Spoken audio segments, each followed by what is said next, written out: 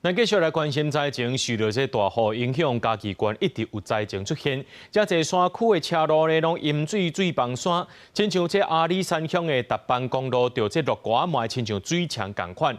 嘉义县长行去到山区勘载时阵，也撞到这路基崩塌，车路逼开。那含山区来比呢，这平地今仔日的雨水是有较少快，啊，那造成这天然灾情，民众真无奈，到代还佫伫咧拼扫。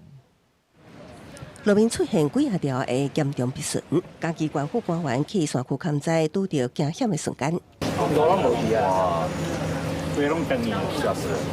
突然一声真大声，大片路基伫目睭前崩起，在流竹人安全起见，随即撤离环路乡加一里四线。侧村现在是我们公所这边还没有，因为它就是在里面的话，它两边都可以有交通的进出，不会像列为孤岛这样子。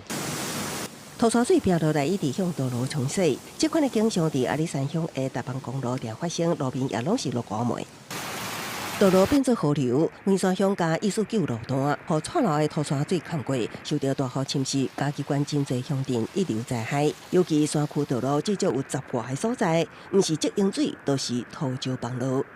嘉义县山区啊，那下的非常多，都在250毫米以上。那所以整个道路里面。那被冲刷得非常严重。因为上大雨的关系，阿里山林铁本线31继续停驶，也毋过招平甲新北支线有计31下到1点起会恢复营运。比起山区大水河承载平地的雨势已经较顿河，也毋过水上乡有居民真无奈。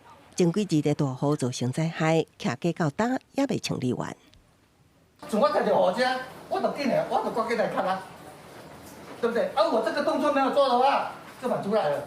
在地居民无奈，徛过冲击大量的土沙水，控诉主要原因就是附近民体的一个挡土墙，伫去年风台崩起，这摆搁拄着大雨，和第四个地区的住户都受影响。我们这租户都住那么苦1年了耶，3个台风哎，从上面这样子倒塌以后，土每一次的崩落，我们每一次清。连台积电嘉义厂区4口位也捌传出淹水，为立委调集相关局处会勘，嘉义县府表示会争取经费改善附近排水。公视新闻采访报道。